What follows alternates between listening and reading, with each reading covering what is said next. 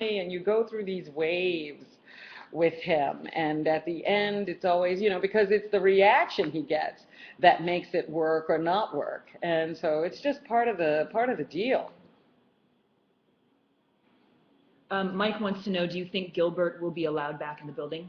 I don't know. He might have worn out his welcome at this point. The self-destructiveness in some comedians is really amazing. Here's a guy who's been doing the show for 20 years, and all of a sudden he's spitting in food and spitting on the walls, and you have to wonder, okay, so this is one of the few places that you can come where your talent is really appreciated, and so what you've decided to do is spit on the walls and see how much you can do before you get driven out. And I think he might have done it this time. Jeff wants to know if you'll talk a little bit more about what you learned during your final ayahuasca experience.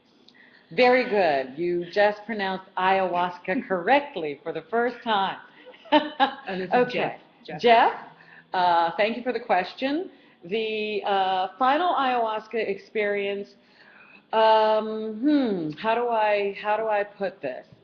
It was really enlightening, I would say, in terms of how it is we create a prison for ourselves with our judgments about ourselves and others, and the structure of society and family and whatever else it is, these rules we create to try to pigeonhole people, to try to control things, and not to allow people to be driven by their souls, wants, and desires. And I really, truly believe that if we really were in touch with that inner self, that we would be, that the kind of decisions we make in life would be much more comfortable to us, much more supportive of the life we came here to lead, and we'd be much happier people. And so that's what I learned, and that's what I'm trying to assimilate into my life and understand what it means, and how do you live from that place of, I want to know not what society says I should do, not what my parents say I should do, not what my friends expect of me, not what my job expects of me, but what I really want to say. One of the biggest things that came out of it was following the rules and not following the rules. We all still wind up in a box at the end, dead. And so following the rules doesn't necessarily lead to a great life. The whole idea is to come here and really express you. The life, we're all creating a life. And if we create one exactly like our parents, what have we contributed? Nothing. They already did that. So we're really here to make a unique human being. And every day is an opportunity to be extraordinary. So that's what I learned. Can you recommend a good place to eat in Peru for people who want to travel there? Yes, there are two places in Cusco. I didn't spend any time in Lima, and I understand there's some really wonderful restaurants there too, but in Cusco there were two organic restaurants that I absolutely fell in love with. One was called Greens, and the other one was called Sarah, which is a Quechua word for corn, and just fabulous, fabulous food. Here's a question. If you could travel anywhere you haven't seen, where would you go? Well, the question is, if I could travel anywhere that I haven't seen, where would I go? There are two places that are high on my list. First of all, I want to do some traveling in Africa, because I think it's an amazing continent, and I want to see more of it. I want to see the wildlife. I want to have that experience. And I chickened out when I went to India. And after my experience in Peru, I believe that I could actually deal with India now. So I was thinking about that the whole time I was there, saying, you know what, I think I could handle India now. I know how to do it. So that's, you know, and of course I would love to go to Asia. I've never been to other parts of Asia, except, you know, I did spend a little time in Thailand, but I'd like to go to China and Japan. You know, I want to see a lot. I want to go to Australia and New Zealand. By the way, there was a couple that I met while I was in Peru, and I've been meaning to talk about this, you know, just amazing people all around the world. I started talking to, you know, it was a whole family. She and her husband and her 3 kids were there, and I started talking to the wife, and she asked me why I was in Peru, and I said I was here on a spiritual trip and now taking a couple of days to sightsee.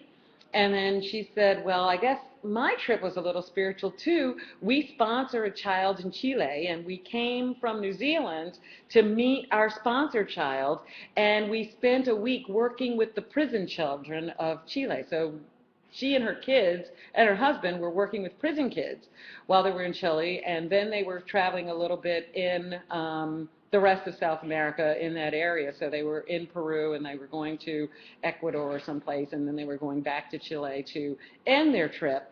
And I thought, wow, what an experience for her preteen and teenage kids to actually come around the world to visit some kids who don't have their means and abilities, and to see how they live, and to actually assist them as part of their growing and maturation. I thought, what an incredible experience to give to your children. And they were celebrating their 20th wedding anniversary. It was really an interesting and beautiful family to see. Doug asks, Robin, does it bother you that a magazine like Ebony doesn't consider you to be an appropriate figure to highlight? Isn't there something seriously wrong with that? No, I appreciated it, because if you see what Ebony what Ebony promotes and highlights, I don't want to be any part of that. I have a PR person who works with me. His name is Tom Esty, and when I first took him on, he said, Robin, I have to mend your relationship with the black community. And I was like, really? Why? And he was like, oh, I started talking to some of the black press about you, and I couldn't imagine. You can't believe what you heard. And I was like, but do I really have to? I don't want to. And so he did, you know, he did his bit. And so I talked to Ebony, and I talked to a couple of the other, Jet magazine, and, you know, a few of the other black outlets. And it was always like an education, you know, like I had to teach these people that they don't live in the 1920s. Russell asks, do you wish there were more female comedians visiting besides the 3 you have in rotation now? I wish there were more female comedians present everywhere. It's very difficult right now for women to find outlets on television and radio, because, you know, everybody's so used to the guys, and everybody's still looking at the guys, and there are wonderful female comedians out there.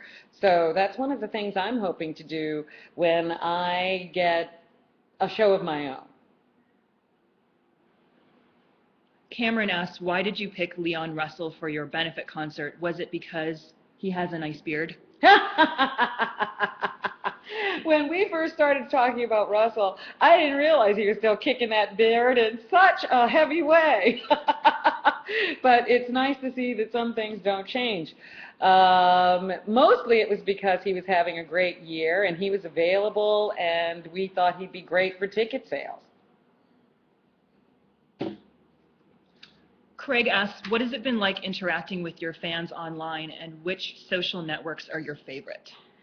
I have really enjoyed sort of just being able to go on the internet and talk to people and talk to them about anything. And so that is one of the greatest things about current technology, that you can actually access people and talk to them.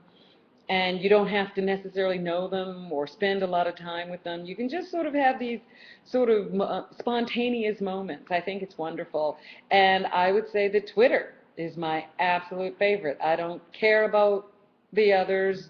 You know, I haven't found anything that's as appealing to me. So that's where I put my vote. Mandy Hamlin asks, who is the biggest inspiration in your life? Geez, biggest inspiration in my life. At this point, I'd have to say it's Howard Stern. He's taught me so much over the course of the 30 years we've worked together. He's one of the greatest broadcasters ever. And so, yeah, I can't say that there's anybody greater than him as an influence in my life. Motley Lou asks, do you think Howard is watching this right now?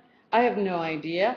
I didn't tell him we were going to do it, so if he finds out about it, I'm sure he'll be pulling some clips for Monday.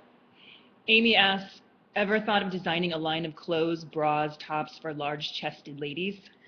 Actually, that whole bra thing, I've been thinking about that lately. I have never found a bra that has been satisfactory for me.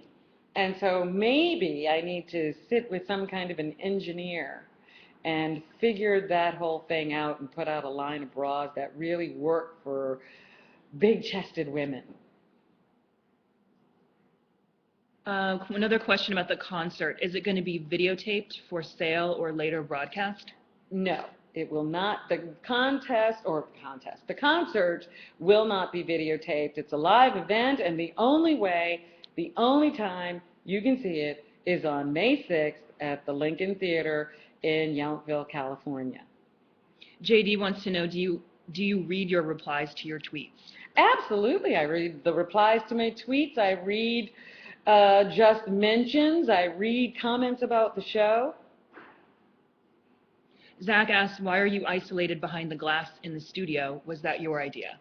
It's been a long time tradition. When I first started working with Howard in Washington, D.C., we worked in 2 separate studios because it was just the easiest way for us to work together. He had his own workspace, and at that time he was pulling albums and spinning records and taping things and doing all kinds of things. So he needed a large area to work in. And the studios weren't designed to have more than one person in them at a time because he did everything. And I needed my own space, so we always worked in separate studios. And it became a perfect way for us to work together. I could see what was going on in the studio, but I wasn't in the action, and that's become part of the show. Carrie asks, what is a typical breakfast for you? Usually when I'm at home, I'm drinking my breakfast. I usually don't eat until about, 2.5, 3 hours into the show. And so I start with juices or a smoothie in the morning that I make at home, bring into work. Kevin says you just tweeted Howard that you're doing this right now. So you told on me. Great. What's your name? I want to tell on you now. You're one of those blabbermouths. What's his name? Is that Drew? Drew, you're a blabbermouth. Let's see, where we go. Kathy, will you write another book? There may be something to say about that and not too long from now. Is there a movie that you're looking forward to that's coming out? You know what? I'm very worried about Thor. I liked Thor when I was a little girl, and now they've made a movie of Thor, and the previews do not excite me at all. I am very worried that they have ruined Thor by putting him in the movies. So I'm not looking forward to that. I am looking forward to a couple of the other big blockbusters that are slated. And one of the things that I would think might be an underground hit is Priest. I'm looking forward to that. I love vampires, and so I'm looking forward to that movie. Do you have a routine for warming up your voice in the morning before you do the show? You know what's really amazing? I don't warm up my voice. Why? Because I eat right. And whenever I hear Gary going and Howard going, well, I am human. No, there's something wrong with your diet that makes you have that going on. I used to have it too until I changed. Now when I get up in the morning, there's no waking up my voice. I sound exactly like this. I don't even speak sometimes until I first speak on the air. Joe asked, does anything make you uncomfortable in the studio, like when someone starts saying